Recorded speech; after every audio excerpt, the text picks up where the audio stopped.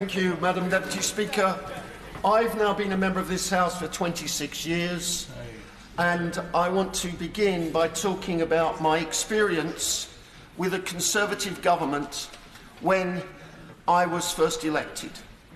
In those days, ministers were willing to meet you personally when you had a case of somebody in difficulty.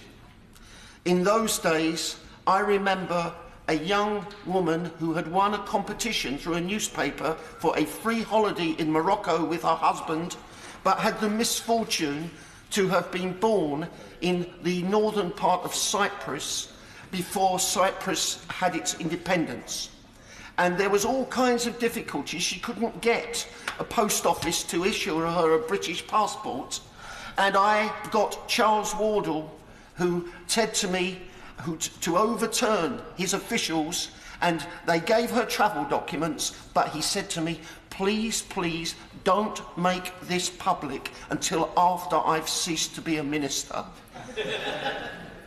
I remember the now Secretary of State for International Trade, when he was a Foreign Office Minister, overruling officials because he was a doctor and he understood the compassionate case that I made for somebody to come here as a visitor and to be able to care for someone.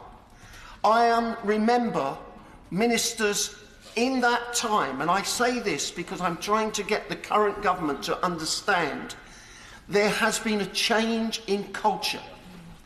The go-home vans in July 2013 were sent into my constituency, and that sent fear into many, many people.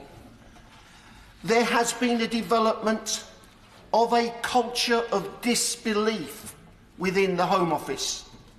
It's happened over many years. I was in the Home Office as a PPS in 2001 to 2.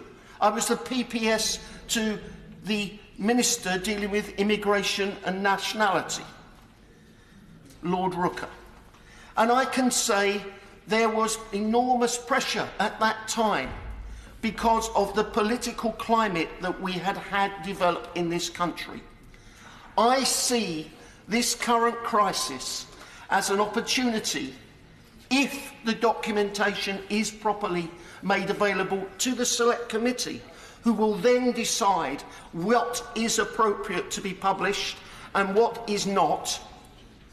And I'm sure they can be trusted in doing that, given the integrity of my right honourable friend. There will be a chance for us to put some things right. Not just the Windrush issue, but also, and I mentioned it in the intervention on the member for Glasgow earlier, this English language test scandal exposed in the Financial Times. And there is a similar problem with the Tier 2 highly valued migrant visa issue. There are people in this country today who came here perfectly legitimately in different categories who've now found their status challenged and being told that they have to leave. And the real solution here, and my friend from Hackney said it earlier, the coalition government scrapped the plans to have ID cards that were in the pipeline from the Labour government. If that had not happened, it wouldn't be perfect, but we would be in a much better position today to deal with culture of disbelief.